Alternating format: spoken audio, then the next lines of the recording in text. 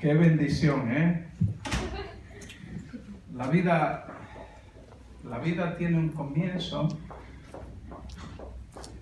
y la vida también tiene un final. Y la Biblia constantemente nos anima a prestar atención a estos dos detalles. Desde hoy se llena mi corazón de alegría de poder bendecir a un niño, pero también en esta misma semana, por cuestiones de mi trabajo, también tuve que bendecir la partida de un ancianito. Y siempre hay una batalla por nuestras almas hasta el fin de nuestros días. Y a veces, inclusive, se nos es muy difícil poder lidiar con ese pensamiento. ¿Qué pasa en el final de nuestros días? Pero siempre el Señor, de algún modo, en su multiforma y multigracia, nos hace ver, entiende que Él está presente en cada acto de nuestra vida y que Él nos ha dado una palabra en Mateo 28, al final, que dice que Él estará con nosotros todos los días hasta el fin, estará con nosotros. Y nosotros pues nos vamos a mantener haciendo lo que Él nos ha pedido, ¿no? Ahí en Mateo, ¿no? Esa visión que nosotros conocemos, es una visión que hemos adoptado, es la gran comisión para nuestra iglesia. Y todos tenemos que participar de esa gran comisión y la batalla principal son por las almas. En esta semana, como les decía, estuve en una batalla campal por un alma ahí y varias veces yo siempre oro por los ancianitos, por las noches. Mi trabajo consiste, yo trabajo en un departamento cerrado con 30 ancianitos dementes, la mayoría, y muchas veces ya en la etapa final de su vida. Es decir, algo contrario a lo que hicimos ahora, ¿no? Bendecir una nueva vida.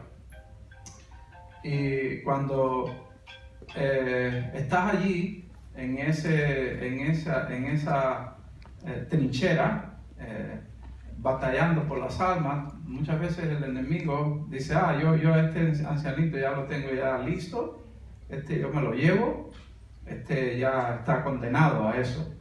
Pero siempre que haya un testimonio de un cristiano que está dispuesto a batallar por un alma hasta el final, pues él tiene sus planes bien frustrados. Cuando estaba orando por este viejito en su último minuto de vida,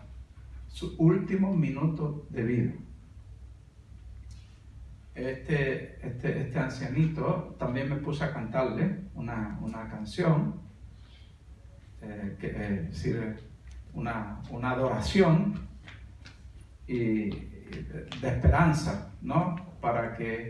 Y entonces yo, pues, él ya no podía hablar, está en su último minuto de vida, pero de alguna forma el Señor me mostró que se estaba cumpliendo su voluntad en la vida de ese ancianito, porque su respuesta fue: en los últimos segundos de su vida fueron lágrimas. Si no hubo palabra, no hubo nada, no pude decir nada, pero sí vi sus lágrimas. Unos 15 segundos después de eso, 15, 20 segundos después de eso, se apagó su vida. Entonces, he tenido que, por cuestiones de la profesión, yo empecé trabajando en las guarderías infantiles con los niños, donde había niños muy pequeñitos, de medio año hasta niños de 3, 4 años. Pero también he pasado por los jóvenes también, he trabajado con jóvenes por mi profesión y por último he trabajado con los ancianitos ya por 20 años. Entonces todo esto a veces me da a mí una panorámica completa de lo que es la vida. Y por eso una de mis últimas prédicas me hacía memoria de aquella prédica de Bello del Salmo 90, en el versículo número 10, donde decía que los días nuestros en esta tierra son 70, los más robustos, es decir, los más fuertes, quizás llegarán a 80, y con todo y eso es aflicción.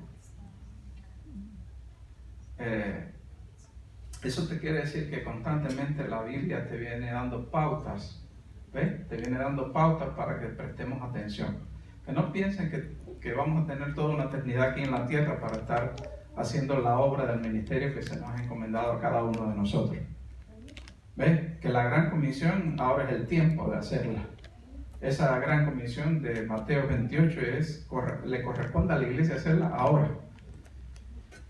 Y estaba pensando también, antes de entrar a la palabra, que estamos viviendo tiempos muy difíciles, de los cuales se habló ya, le hablaba a Pablo, a su discípulo Timoteo, en el capítulo número 3 de la carta segunda de Timoteo, donde él hablaba de los tiempos del fin, cómo iban a ser. Y estamos viviendo esos tiempos. Estamos viviendo tiempos muy difíciles. Estamos viviendo tiempos muy difíciles, inclusive donde en esta etapa de la iglesia, el humanismo ha querido penetrar muy fuerte a la iglesia. El mundo quiere imponer sus criterios a la iglesia.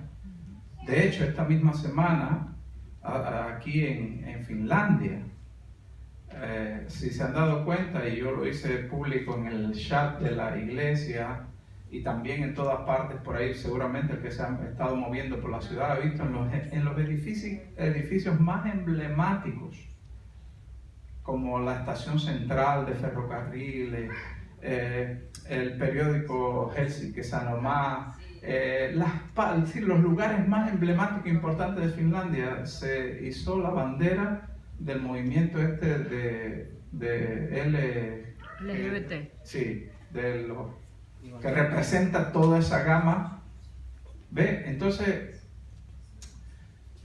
el Señor quiere que como iglesia prestemos atención a todas esas cosas que están sucediendo, porque de algún momento, es decir, estamos viviendo esos tiempos difíciles donde las iglesias aún pueden ser penetradas por ese tipo de filosofía, de doctrinas, porque ya, bueno, están ahí, hechas públicas, ¿no?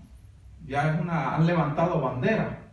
Cuando levantan bandera, cada vez que ustedes veían a un ejército levantar bandera es porque había vencido. ¿Ves? Se levantaban la bandera porque habían vencido. ¿Ves? Habían derrotado al otro ejército. Entonces cogían sus banderas y la exhibían.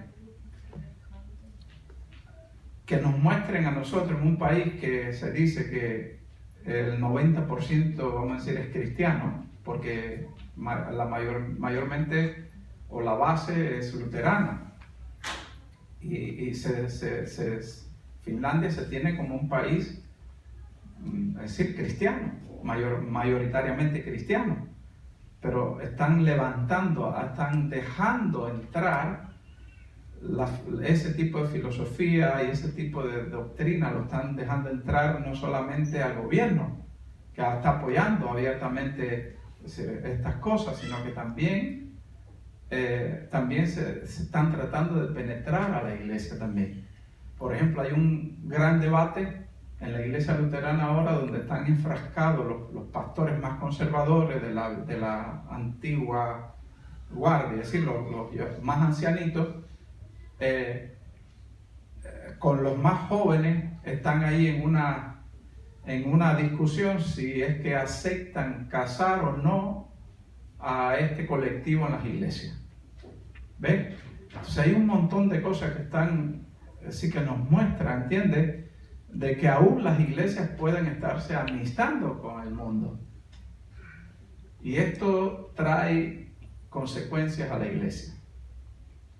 Por eso como iglesia tenemos que prestar mucha atención a esas cosas para nosotros no vernos por lo menos lo que corresponde a nosotros. Aquí en Malmi, lo que nosotros representamos, tenemos que cerrar fila en oración y también ser conscientes y prepararnos bien, como decía el hermano acá, en todos esos cursos bíblicos que van a fortalecer nuestra doctrina, pero también nuestra fe. porque por medio de la palabra se aumenta la fe. Y la fe, pues también se aumenta no solamente por eso, sino también por el orar. Recuerden que los discípulos, una de las pocas cosas que le pidieron al Señor, una cual era: enséñanos a orar. Entonces, hay una gran necesidad de aprender acerca de cómo orar, cómo hacerlo, cómo unirnos en esos propósitos que nos van a librar de muchas cosas en estos tiempos del fin. De hecho, yo pienso que vendrán tiempos, aunque no nos parezca ahora aquí, pero vendrán tiempos también de persecución para Finlandia. Es decir, para la iglesia, los cristianos verdaderos aquí que van a hacerle oposición a todo ese tipo, a todos esos vientos de doctrina y de filosofías extrañas que quieren imponer a las iglesias. Hoy en día yo sé que va a venir un tiempo difícil también. De momento acá como que no se ve ese tipo de persecución. Puede ser que haya algún tipo de persecución solapada en nuestros centros de trabajo, todavía un poco así que disfrazada. Pero llegará un momento en que nos harán oposición abiertamente, como así mismo han izado esas banderas. Si a Finlandia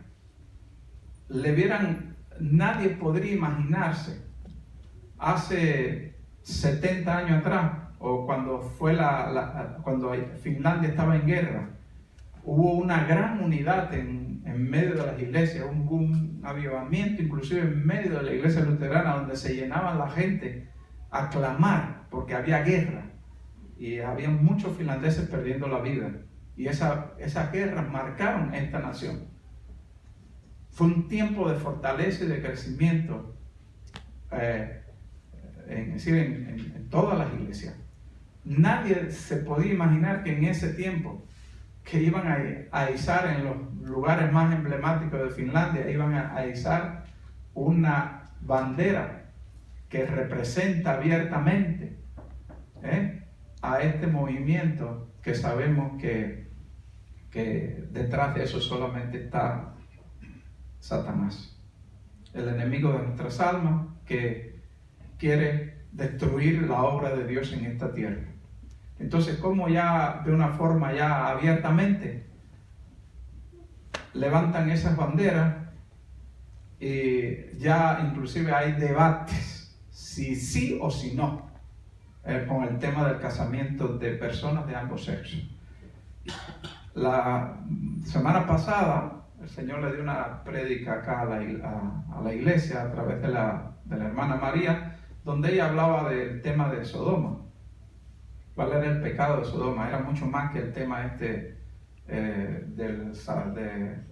del sodomismo. Era mucho más que eso. Es decir, vemos que había soberbia, había de todo.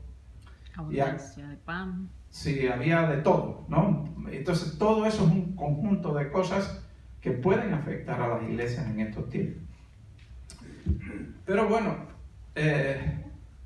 hay un camino de fortalecimiento para la iglesia. Hay una escalera de crecimiento. Hay una manera que Dios nos muestra para fortalecernos como iglesia. Y vamos a abrir la palabra en 2 de Pedro, capítulo número 1.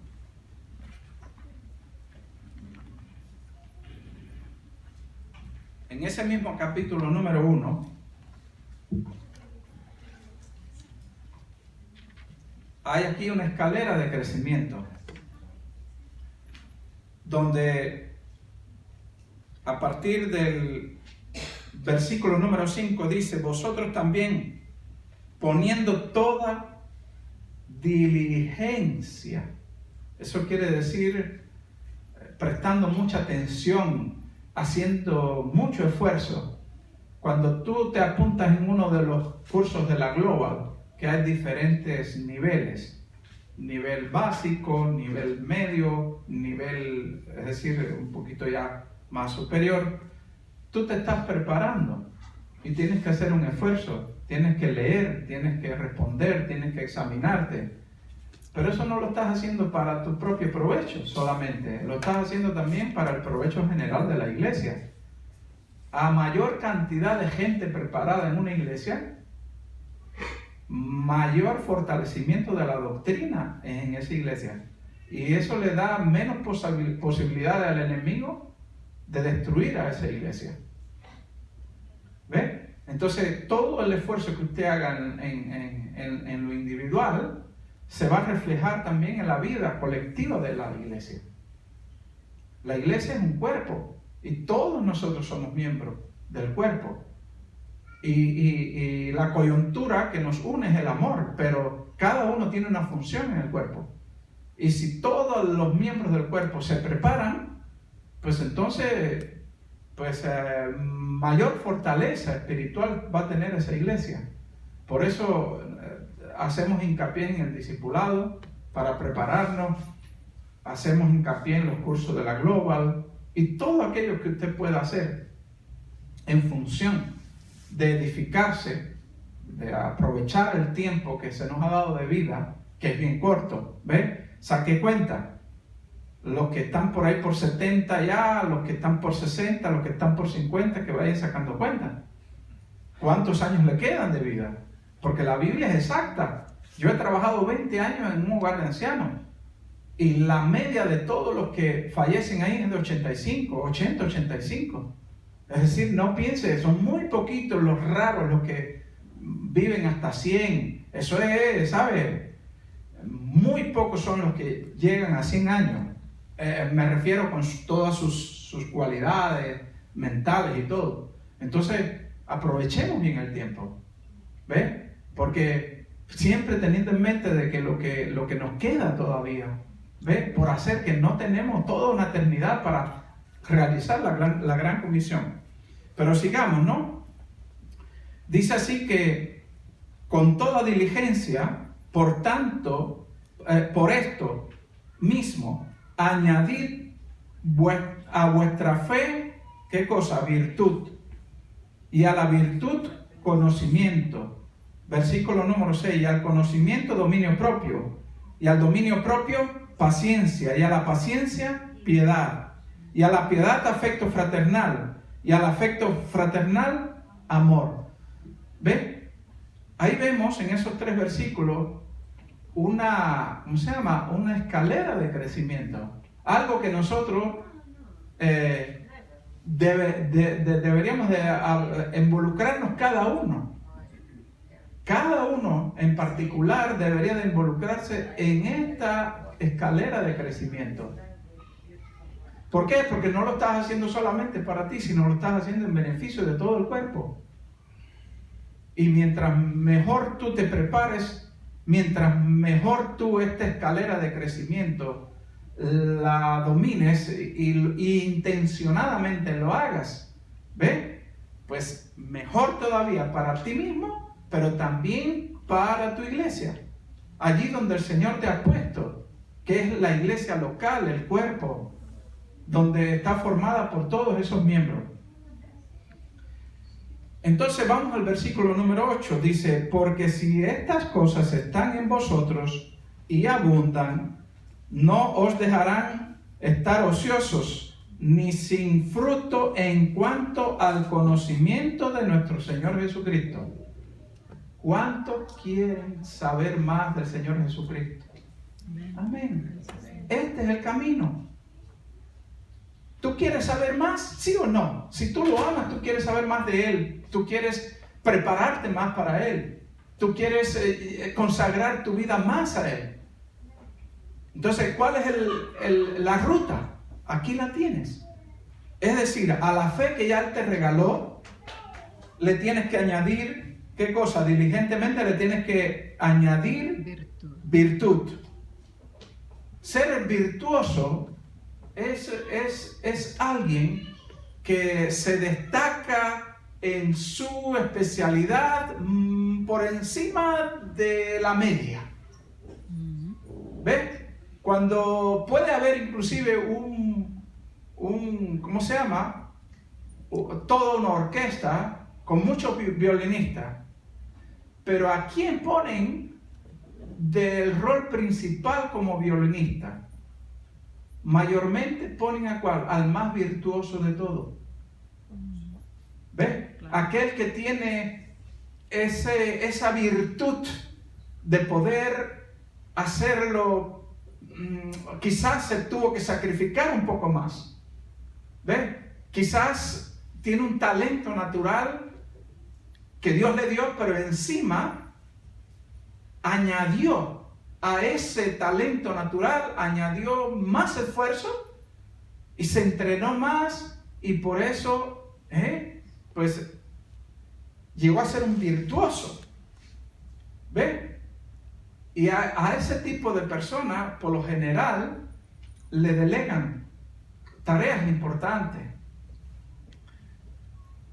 Y bueno, yo pienso y meditaba en esto, de que si cada uno que conoce su llamado y en el área donde Dios le está usando, donde Dios le ha llamado, donde que conoce y está consciente del don que tiene, pues debería de esforzarse por ser más virtuoso, ¿ves? Más preparado en esa área, para que, ¿qué? Para poder servir con más excelencia al Señor.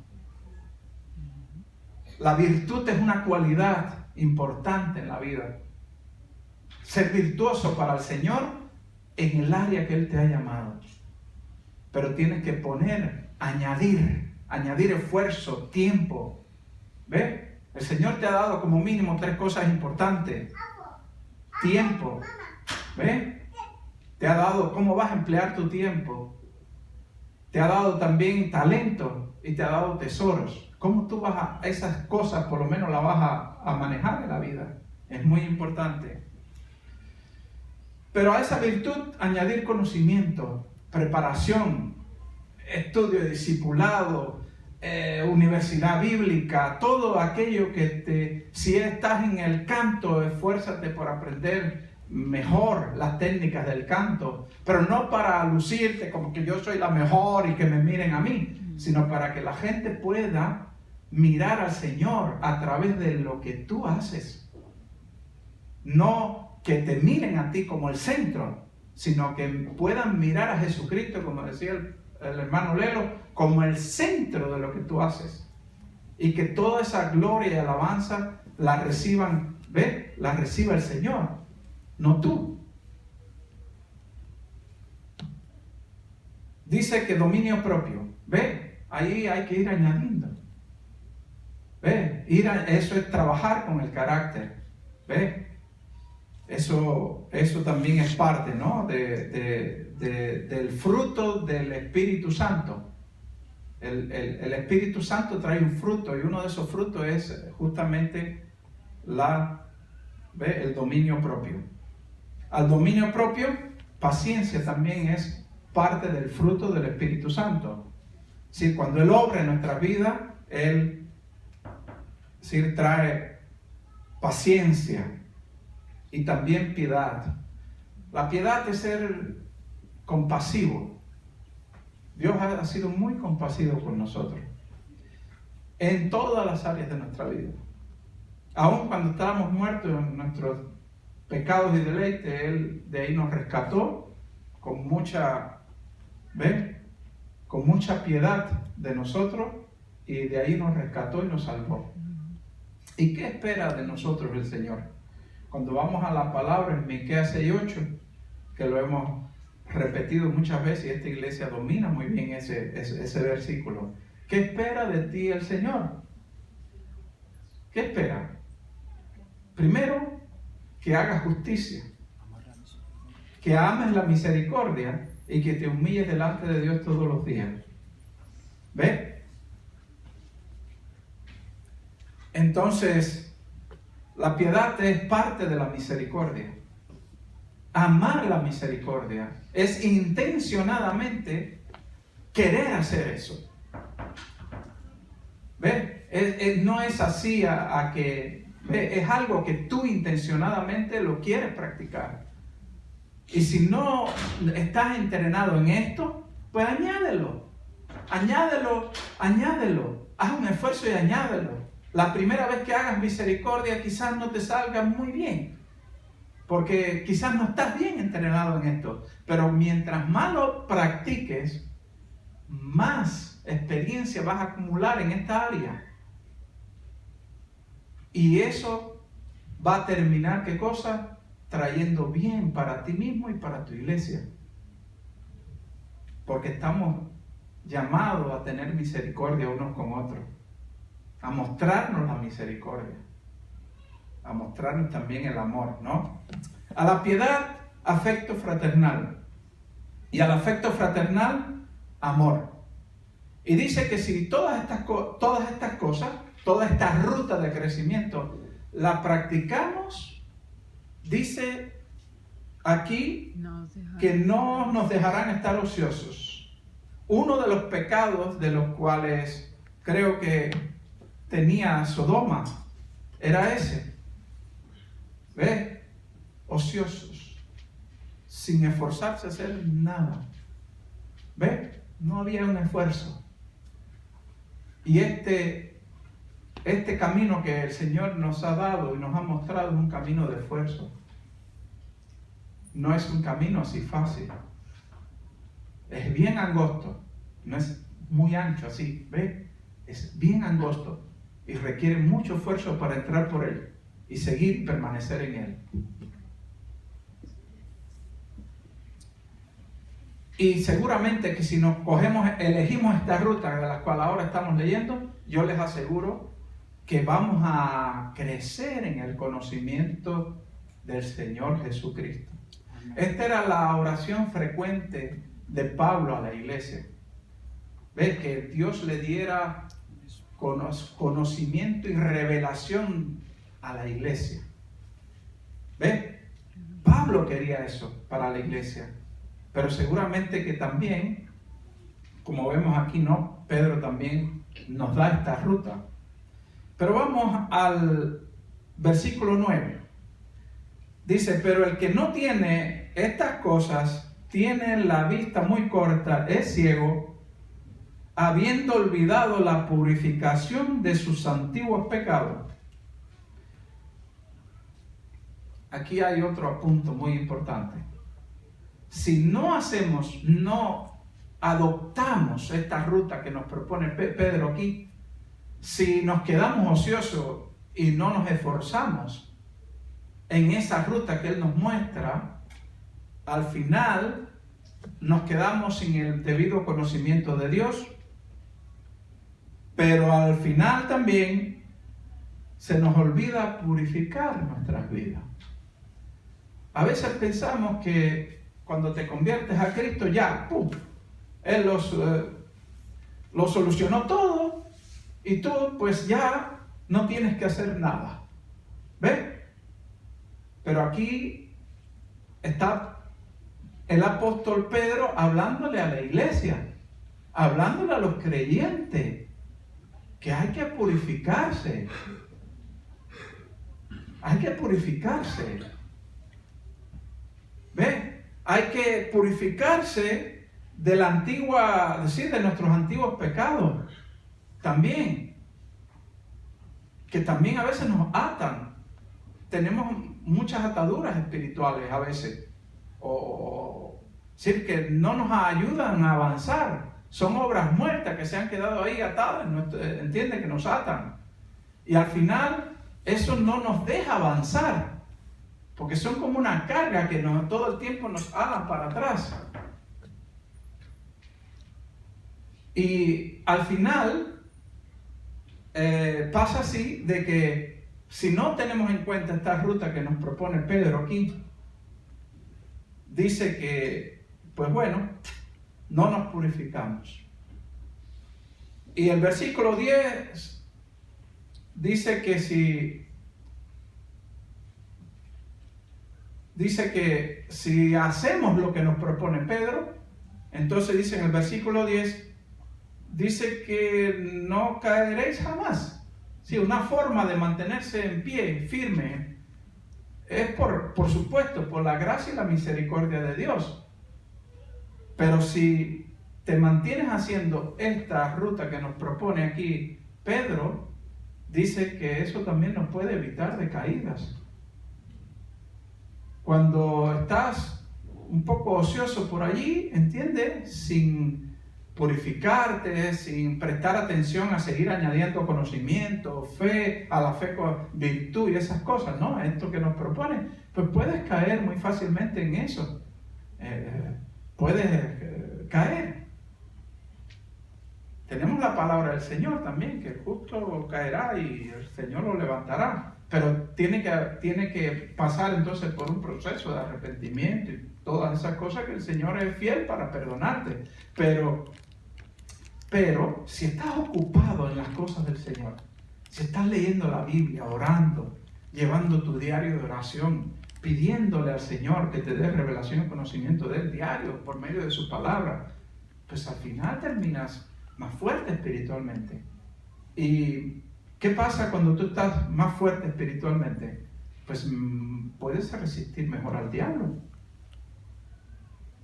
¿No dice la palabra que resistamos al diablo para que huya de nosotros? ¿Ves? Si no le resistimos, él no va a huir. No va a huir. Pero si tú le resistes por medio de mantenerte haciendo estas cosas, yo le aseguro de que el diablo huirá. Miren al diablo como Jesús, que es Dios, que hoy vive en nosotros por medio del Espíritu Santo. Dice que fue llevado por el Espíritu al desierto. Y después de pasar todas las tentaciones, ¿qué pasó? Dice que el diablo, ¿qué cosa? Huyó de él. Por un tiempo. Eso quiere decir, dejó la puerta abierta de que iba a venir de nuevo a tratar de destruir la obra que él estaba haciendo. Por supuesto, él todavía no había pasado por la cruz. Una cosa es lo que pasó antes de la cruz y otra cosa es después de la cruz. Después de la cruz, él exhibió al enemigo vencido, derrotado en la cruz. Pero todavía en ese momento, él no había pasado por la cruz todavía. ¿Ven?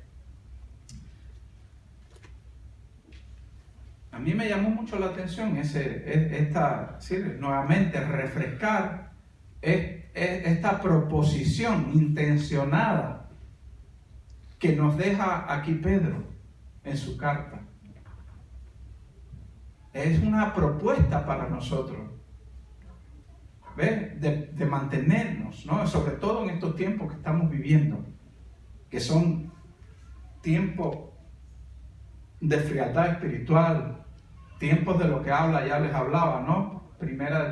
Segunda de Timoteo capítulo 3, ¿ve? Donde habrá de todo tipo de personas en este mundo, aún dentro de nuestras iglesias, ¿ve? También gente que han pasado procesos en su vida, por ejemplo, que se han convertido a través de un falso evangelio. ¿Y el falso evangelio qué produce? Falsos convertidos. Por eso es que nosotros tratamos todo el tiempo aquí en la iglesia de trabajar con el tema de la doctrina, de poder darle a la iglesia una doctrina no adulterada, sino limpia. ¿Por qué? Porque hay mucho falso evangelio hoy en día, en todas partes del mundo. Y gente que se convierten a Cristo por una motivación totalmente incorrecta. Se convierten a Cristo por lo que Cristo le va a dar, no por lo que es. Y cuántas cosas más, ¿no? Ya sabemos esos evangelios de prosperidad y todas esas cosas que ¿cómo se llama? Que se predican hoy en día por ahí, que producen miles y miles y miles de gente falsamente convertida. Entonces la iglesia debe de trabajar con todo el que llega a la iglesia y sobre todo siempre seguir trabajando en el área de la doctrina. Aquí justamente esta propuesta que nos da Pedro es de seguir trabajando en la doctrina. ¿Ve? dice que hay que añadir, ¿qué cosa? Conocimiento. ¿Cómo tú vas a añadir conocimiento? ¿Sentado sin hacer nada, ocioso? ¿O cogiendo y preparándote con la Biblia? Leyendo los pasajes de la Biblia que te fortalecen, que es tu alimento espiritual. Dice que ¿cómo se va a aumentar tu fe si no es por la palabra? ¿Cómo te vas a fortalecer tú espiritualmente si no oras tampoco? Entonces todo ese camino que nos propone la Biblia tenemos que asumirlo de una forma intencionada. Yo no lo puedo hacer por ti. Yo solamente puedo animarte, puedo darte la palabra y poder leerla junto contigo y puedo acompañarte, pero no puedo hacerlo por ti. ¿Ves? Algo relacionado con esto. Vamos al libro de Santiago. Santiago capítulo número 4 nos habla también un poco de todo esto. Por cierto, aquí en Santiago 4 también nos habla, como también nos habla en los salmos y en los proverbios, de lo que es la vida. Dice que nosotros todos, hermanos, somos como la flor del campo. Hoy estamos, mañana pasa por aquí un vientecito y ya no estamos. Tenemos aquí mismo el testimonio en nuestra iglesia de hermanos que han estado entre nosotros que ya no están. Algunos han partido muy jóvenes. Por ejemplo, una de las hermanas fundadoras de la iglesia, bien joven, una hermana de Brasil, creo que apenas no llegaba ni a 40 años, y nos dejó. Y así también otra hermana, la hermana Gladys, hermana de Ruth, que está aquí entre nosotros, hermanos que no están. Y yo les digo, hermanos, pues prestamos atención a la brevedad de la vida. Que la Biblia es reiterativa en eso. Dice el libro del predicador de que somos así, que es un soplo acá. Se termina la vida, dice que el cuerpo se retorna al polvo donde fue tomado, y el espíritu y el alma se van con el Señor. ¿Ven? Pero aquí, en el capítulo número 4, en el versículo número 14, vamos a darle un poquito más de amplitud a esto. Ya estamos hablando no del Antiguo Testamento, del Nuevo Testamento, en este libro de Santiago, que dice que en el versículo número 14, ahí empieza en el 13, ¿no? Hablando un poco, ¿no? De no gloriarse en el día de mañana. Pero en el versículo 14 dice que no sabéis qué será mañana. ¿Por qué? ¿Qué es vuestra vida? Ciertamente es neblina que se aparece por un poco de tiempo y luego se desvanece. Miren aquí. Constantemente nos está diciendo acerca de eso. Así que el tiempo de preparación del cual hablábamos de segunda de Pedro, está enmarcado en un tiempo. Y este es el tiempo agradable para hacerlo para Dios. Es ahora la oportunidad. Es ahora el momento en que tienes que poner la mano en el arado en el ministerio que Dios te ha llamado. Somos como la neblina. ¿Quiénes han visto aquí la neblina cómo es? La hemos visto todos, ¿no? La neblina es una cosa así que sale por la madrugada o por la noche al terminar ¿cómo se llama? El día. Y hay unas neblinas allí y de momento sale el sol y desaparece. Es muy breve. Entonces el tiempo que nos queda de vida, en verdad tenemos que emplearlo en tomar esta ruta de crecimiento de la cual nos habla Pedro. En este mismo capítulo me gusta mucho porque habla un poco de la amistad con el mundo. Y vamos al versículo en el 5. Bueno, en el versículo 4.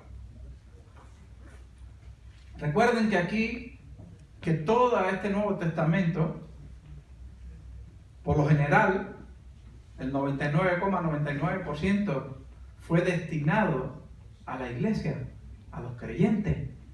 No es que eso es para los demás, que aún ni conocen al Señor. Todo esto que está escrito aquí es para nosotros. Es para nosotros.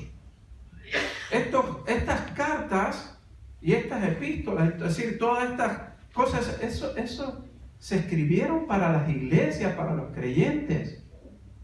Santiago, que era medio hermano de Jesús, es decir, Jesús vino acá, es decir, Dios con nosotros por medio de la obra del Espíritu Santo y María. Pero María y José tuvieron otros hijos. Uno de estos era Santiago, que era pastor en la iglesia de Jerusalén. Y él le escribe esta carta a las tribus de Efraín, sobre todo. Es decir, cristianos o judíos, que eran la iglesia la primera iglesia, estaba formada mayormente por judíos, que vino una persecución en Jerusalén y ellos tuvieron que abandonar Jerusalén. Entonces él se ocupó, como él era el pastor de Jerusalén, de escribir esta carta.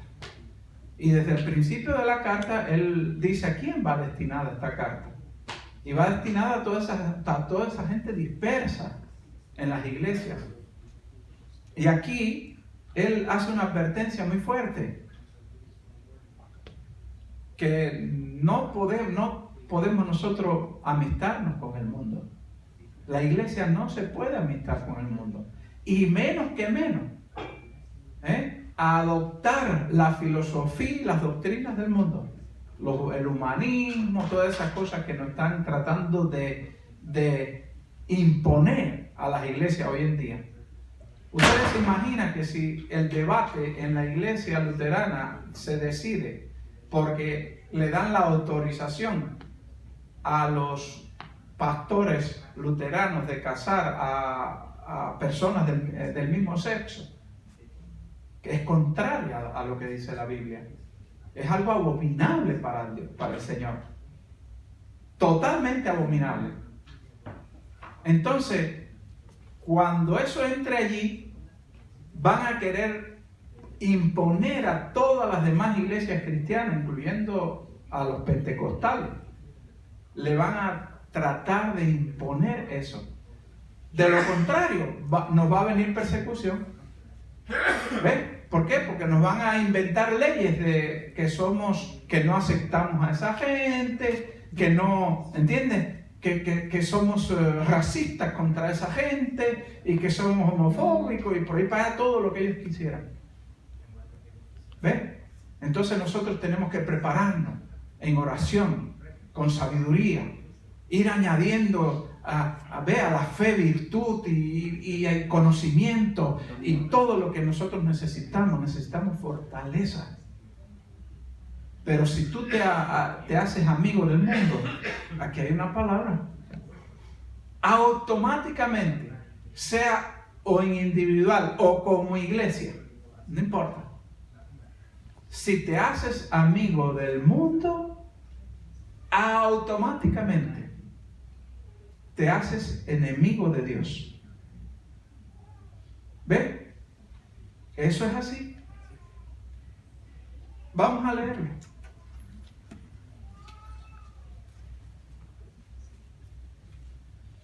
El versículo número 4 del capítulo número 4.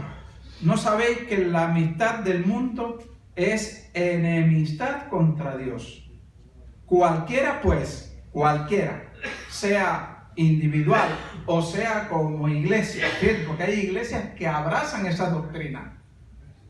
¿Ven?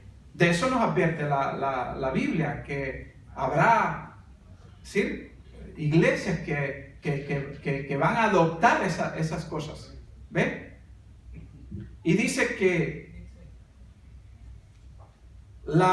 dice, oh almas adúlteras, ¿no sabéis que la amistad con el mundo es enemistad contra Dios? Cualquiera pues que quiera ser amigo del mundo se constituye enemigo de Dios. Todos tenemos que velar por esto. Cada uno en individual, ponerse a hacer lo que Pedro nos anima a hacer intencionadamente, ir añadiendo toda esa escalera de crecimiento a nuestra vida, para no ser arrastrados por vientos de doctrina, ni ser tampoco convertirnos en enemigos de Dios. Porque todo aquel, aquí la Biblia es clara, ¿ve? Todo aquel, ¿ve? Que quiera ser amigo del mundo se constituye enemigo de Dios. ¿Por qué? En el siguiente versículo lo explica muy bien. Dios no comparte el trono de tu corazón con nadie. El que se une al Señor se hace un espíritu con el Señor. ¿Ves? El espíritu tuyo se une con el espíritu del Señor. Y Él no comparte su trono con nadie. Y ese espíritu que entra a nuestros corazones es un espíritu que nos cela. Él nos cela. Él no quiere que nos hagamos amigos del mundo, sino Él quiere que vivamos nuestra fe siendo su amigo. Que Él quiere que vivamos nuestra fe, ¿entiende? De una forma genuina con Él. Y no con un pie aquí y otro en el mundo. Entonces dice que aquí apela, ¿no? Este versículo dice muy claro de que el que ha hecho Él, Jesucristo, que ha hecho morar en nosotros, es decir, nos anhela celosamente, nos ama celosamente, nos cuida. Y a veces quizás nos tienes que hacer una corrección. ¿Ves? A veces nos va a doler un poquito esa corrección. Pero dice que Él, como un padre que nos ama, nos puede hacer aparentemente una herida, pero después pone bálsamo y nos sana. Pero todo eso lo hace Él para que nosotros como hijos no nos extraviemos. Para que nosotros como hijos no nos hagamos sus enemigos. Seguimos aquí un momentico, ya estamos ahorita por terminar.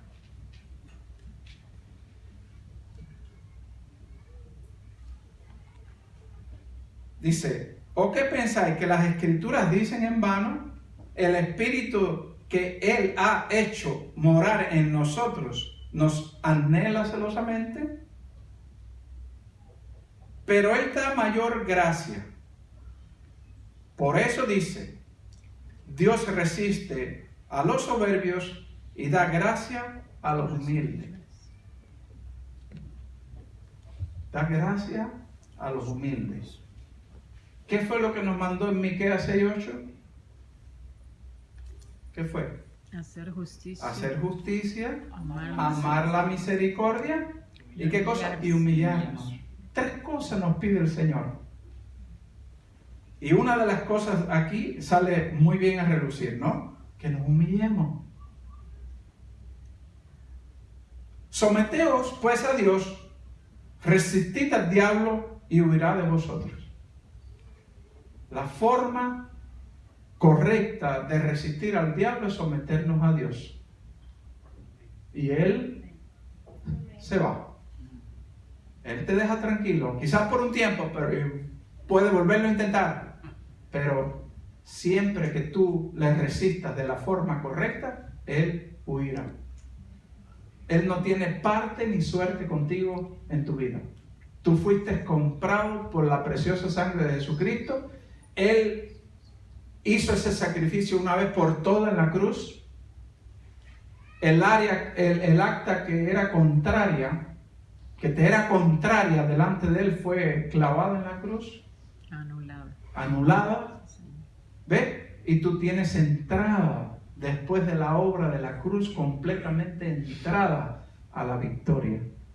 Pero no es una victoria así, que ya facilita. Necesita añadir esfuerzo. Necesita que pongas también de tu parte.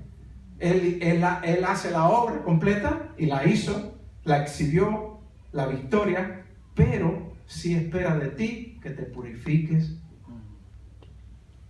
que añadas, como dijo Pedro, ¿no? Conocimiento, virtud, ¿ves? Paciencia, ¿ves? Dominio propio, esas cosas, ¿no? Y entonces dice en el versículo número 8, acercaos a Dios y Él se acercará a vosotros. Acércate a Dios. ¿Cuál es la mejor forma de acercarse a Dios? La principal de todas es a través de su Hijo, dejándolo entrar a tu vida. Si hubiese alguien que no conoce al Señor entre nosotros hoy es un día aceptable, especial para que lo hagas. Acércate a Dios por medio de la obra que hizo su Hijo en la cruz para darte la salvación, que es Él mismo. Jesucristo es la salvación. Él es la salvación. Cuando entra dentro de ti te salva. Dice que acercaos a Dios y Él se acercará a vosotros. Pecadores, limpiad las manos y vosotros, los de doble ánimo, purificad vuestros corazones. Aquí nuevamente vuelve a decirnos que purifiquemos qué cosas, nuestros corazones. La purificación no es algo que ya, pum, pum, pum, te lo hizo el Señor, una vez allí ya, cuando ¿cómo se llama? Cuando te salvaste, cuando le diste su vida, la oportunidad de que el Salvador entrara a tu vida y te sellara con el Espíritu Santo hasta el día de la redención. ¿Ves? Eso lo hizo Él, esa obra la hizo Él. Pero sí hay que purificar, seguir purificando nuestros corazones. Recuerde que aquí Santiago le está hablando no a los no creyentes, sino a los creyentes. Purifiquemos nuestros corazones, porque siempre viene de todas partes. ¿Ves? Primero dice acá en Pedro, si recuerdan lo leíamos, que a veces olvidamos purificarnos de la antigua manera de vivir. Pero también hay cosas que nos ensucian los corazones hoy en día. Hay muchas cosas de este mundo que nos ensucian los corazones y tenemos que estar purificándolos por medio de la palabra, desechando todo aquello que no nos edifica y abrazando solamente aquello que el Señor quiere que abracemos, las cosas que son de Él, no las cosas que son del mundo, sino las que son de Él. Y entonces aquí es donde tenemos que trabajar. No es que ya, porque la obra se hizo completa en la cruz, nosotros ya no tenemos que hacer más nada. No, sí, tenemos que seguir evangelizando, tenemos que seguir preparándonos, pastoreando, el que no enseñando, ¿entiende? La obra no te... Sí, la continuación de la obra y el ministerio de Jesucristo en la tierra se hace por medio de la iglesia. Y ahí nos tenemos que ver todos involucrados, cada cual según el don que Dios le ha dado.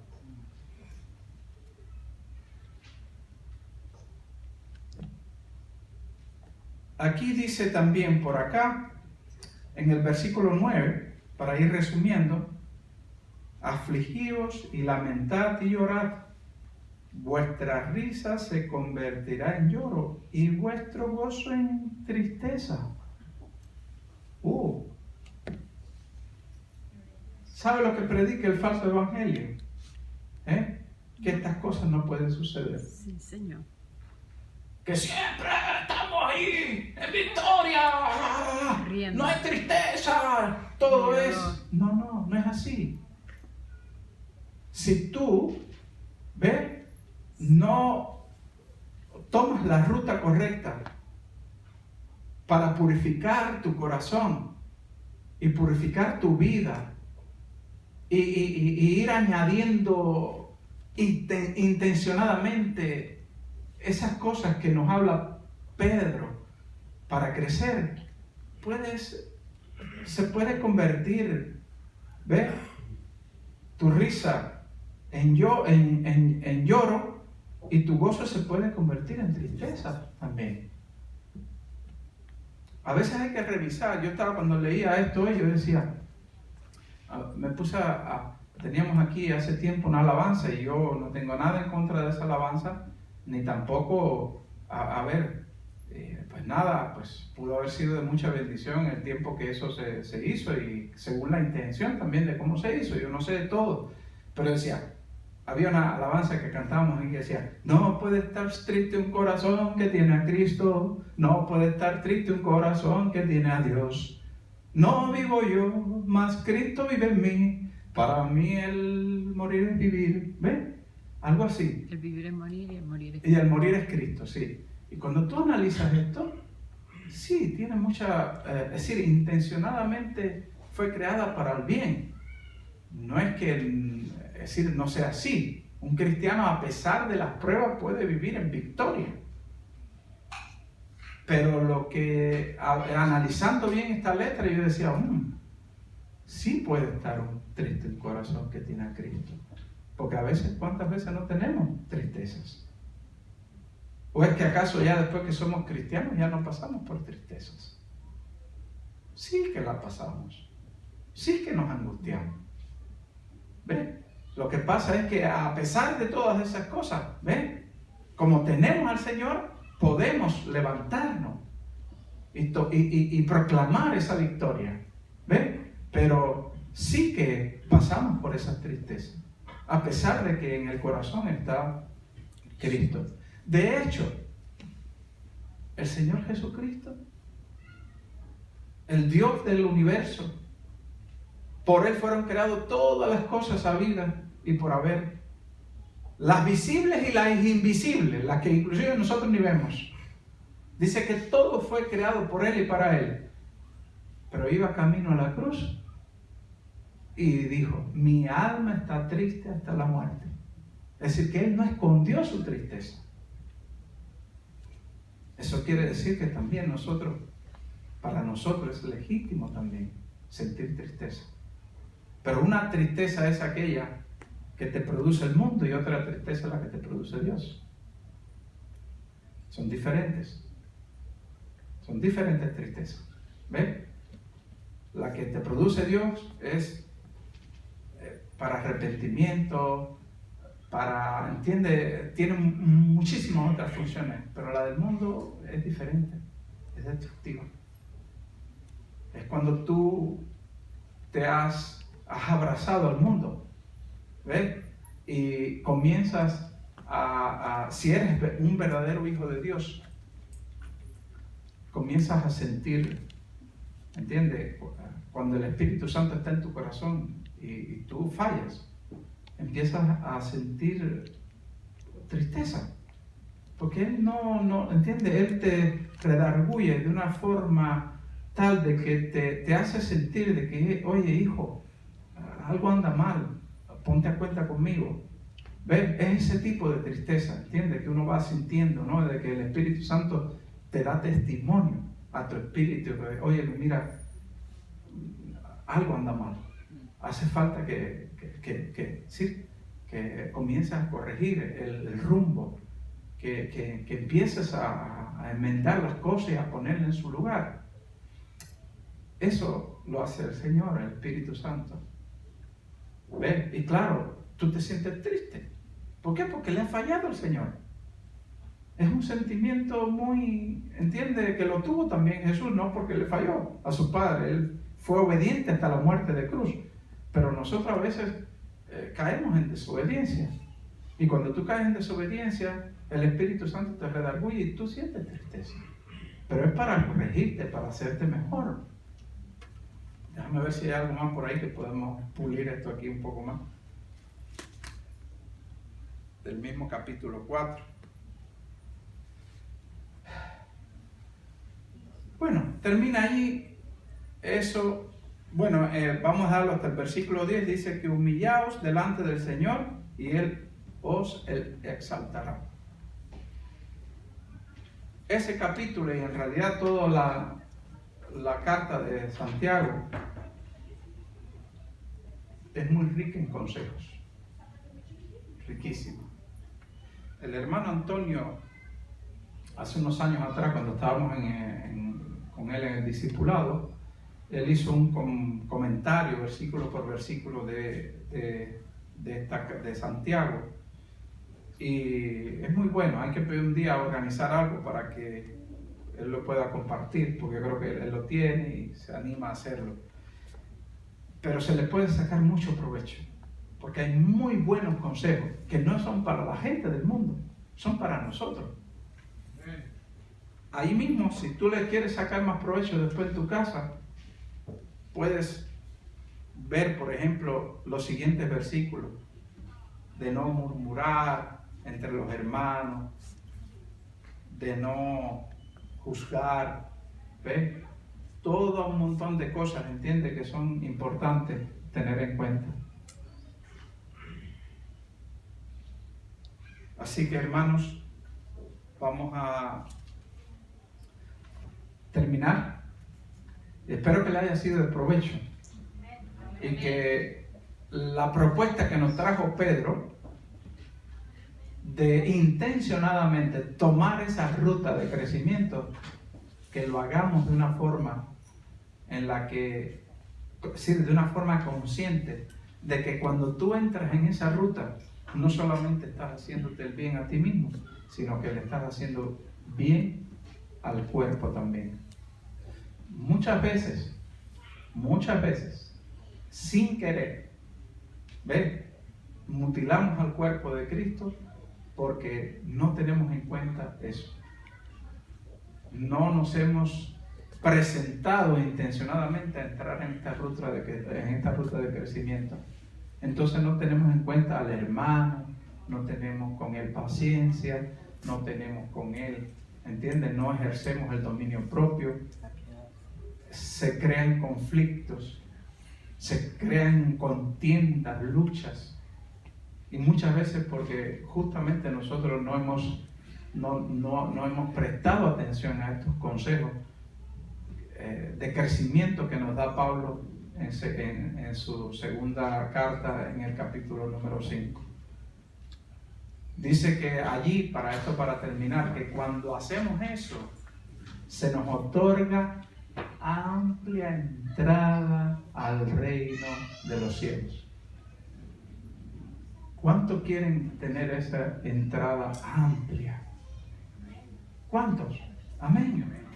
Pues pongámonos a hacer intencionadamente esta propuesta que nos da Pedro, teniendo en cuenta que el tiempo que nos queda quizás no es mucho.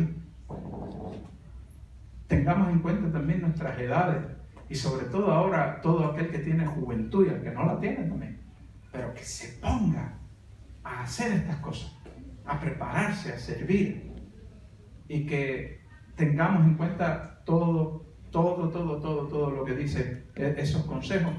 ¿Para qué? Para que no estemos ociosos, para que no caigamos en los pecados que tenía Sodoma.